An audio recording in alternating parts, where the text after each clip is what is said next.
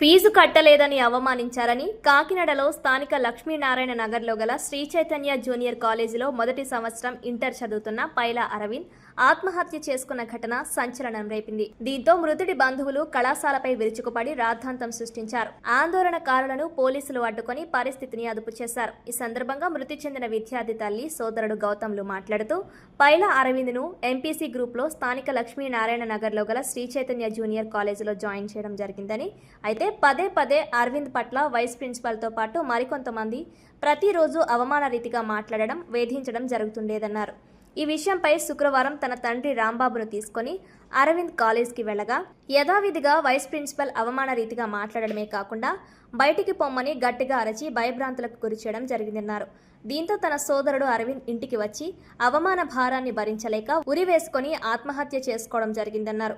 Fee కోసం తన సోదరుని పదే అవమానిస్తూ ఫీజు కట్టడం చేతకాని వాడికి ఈ కాలేజీలో ఎందుకు జాయిన్ అయ్యావంటూ భయభ్రాంతులకు గురి చేసి తన సోదరుని మరణానికి కారణమైన కళాశాల యాజమాన్యంపై చర్యలు తీసుకోవాలని వారు కోరుతున్నారు. ఈ విషయంపై 2 టౌన్ సీఐ అప్పలనాయుడు మాట్లాడుతూ కేసు నమోదు చేసి దర్యాప్తు చేస్తున్నట్లు వెల్లడించారు.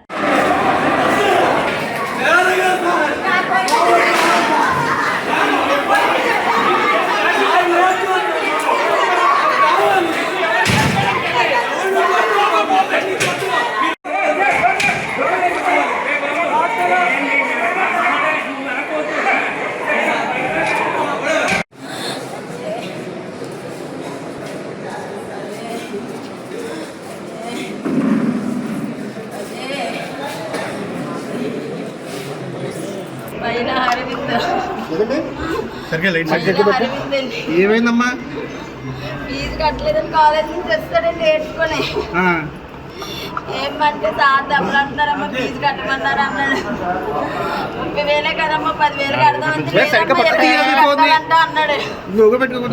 నేనన్నా నీకు నచ్చిన కాలేజీకి వెళ్ళావు కదమ్మా, అదేటమ్మా 20,000 ఫీజు అంటున్నావు, అప్పుడే అమ్మఒడి కూడా పడలేదు కదా అన్నాను. నేను ఒకవేళ అమ్మఒడి పడుతుందో లేదు చెక్ చేసి రేపు కట్టేస్తానని బ్యాంక్కి వెళ్ళిపోయాను. నేను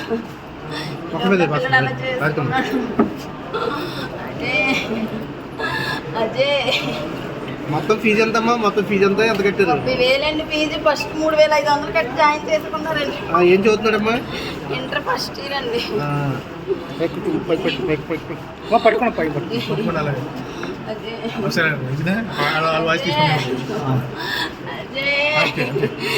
జాయిన్ అయినప్పటి నుంచి ఒక 2 వీక్స్ నుంచి వాడి ఈ వైస్ ప్రిన్సిపల్ ఎవరైతే రమేష్ ఎవరైతే ఉన్నారో ఆయన ఇబ్బంది పెట్టారండి. ఎక్కువ ఆయన ఇబ్బంది పెడితే ఒక వారం బట్టి బాగా ఇబ్బంది పెడుతున్నారని ఇంట్లో చెప్పేవాడు.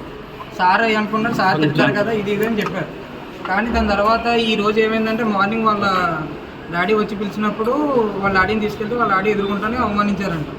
సంథింగ్ బూదిలో ఆడి ఇలా అవమానించారంట. ఎదుర్కొంటూ వచ్చి ఒక టర్మ్ ఫీజు 35,000 చెప్పారు. Total fee 35,000.